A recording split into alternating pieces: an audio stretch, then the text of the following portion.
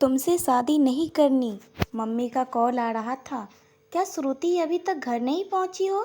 कल बताना था ना कि लड़के वाले देखने आ रहे हैं। अब जल्दी आओ, माँ ने झुंझलाते हुए फ़ोन काट दिया। उफ, ये मम्मी भी ना शादी की जिद नहीं छोड़ती। कितनी बार समझा चुकी हूँ कि शादी नहीं करनी। श्रुति ड्राइविंग करते हुए सोच रही थी। अतीत की कड़वी यादों के कारण लड़कों पर से उसका विश्वास उठ चुका था, पर मम्मी सब कुछ जानते हुए भी शादी की जिद पर अड़ी थी। ऑफिस से घर रास्ते में ड्राइविंग करते हुए वे पुरानी यादों में खो गई। कॉलेज के सुहाने दिनों में प्रदीप उसका सीनियर था।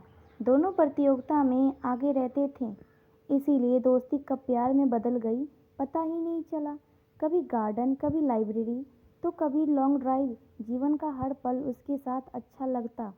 उसके मम्मी पापा जब दोनों दिनों के लिए दादी बीमार होने पर भोपाल गए, तो घर उन दोनों के उफनते प्यार ने सारी सीमाएं तोड़ दी। दोनों के लिए अब एक दूसरे के बिना एक दिन भी रह पाना मुश्किल हो गया था। प्रदीप का फाइनल ईयर था। वो हॉस्टल में रहकर पढ़ना था, इसीलिए परीक्षा खत्म होने के बाद जल्दी ही मिलने का वादा करके वो अपने घर चला गया। प्रदीप का प्लेसमेंट होते ही दोनों शादी करना चाहते थे। रोज फोन पर बातें हो जाती थी, पर इंतजार एक एक दिन एक साल के बराबर लग रहा था। फिर एक दिन श्रुति पर पहाड़ सा टूट पड़ा जब उसे पता चला कि वह प्रेग्नेंट है। उसे समझ नहीं आ रहा था कि अब वो क्या करे। उसकी रातों की नींद उड़ चुकी थी। हालांकि उसे यकीन था कि प्रदीप जल्दी शादी के लिए दोनों परिवारों को मनाकर कुछ न कुछ रास्ता निकाल लेगा। सुबह मम्मी पापा के ऑफिस जाते ही श्रुति ने तुरंत प्रदीप को फ़ोन लगाया। प्रेगनेंसी की बात सुनते ही उसकी आवाज़ ठंड पड़ गई। प्रदीप ने कांपती आवाज़ों में श्रुति से कहा, कल बाजार जाकर अबॉर्शन की पिल ले आना। मेरा आना अभी नहीं हो पाएगा, एग्ज़ाम सिर पर है और मैं अभी इस पछड़े में नहीं पढ़ना चाहता।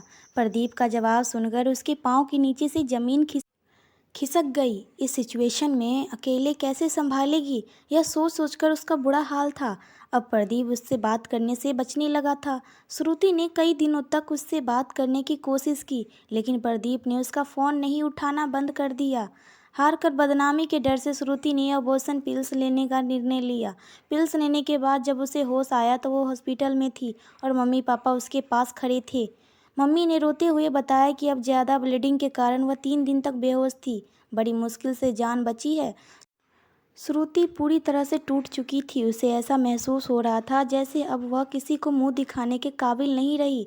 मम्मी ने श्रुति से उसके लड़के बारे में जानने की बहुत कोशिश की, जिसकी वजह से उसकी ये हालत थी, पर उसकी खामोशी की ओढ़ ली थी। पापा तो उससे बात करना भी छोड़ चुके थे। जिंदा लाश जैसी हो गई थी श्रुति। कॉलेज, दोस्त, पढ़ाई सब कुछ छूट चुके थे। पापा ने उसे मौसी के घर दिल्ली भेज दिया। मौसी के व्यवहार ने धीरे धीरे जीवन पटरी पर आने लगी। समय के साथ शरीर के घाव तो भर गए, पर मन के घाव अभी भी हरे थे। वह रहकर श्रुति कंपटीशन की तैयारी में जी जान लगा दी। पहले ही प्रयास में सिविल सेवा में सिलेक्ट हो गई। साथ ही उसे अपने ही शहर में पोस्टिंग मिल गई। मम्मी पापा बहुत खुश हुए। माँ बाप का खोया प्यार पाने के बाद अब कुछ नहीं चाहिए था श्रुति को। शादी के नाम से उसे नफरत हो चुकी थी।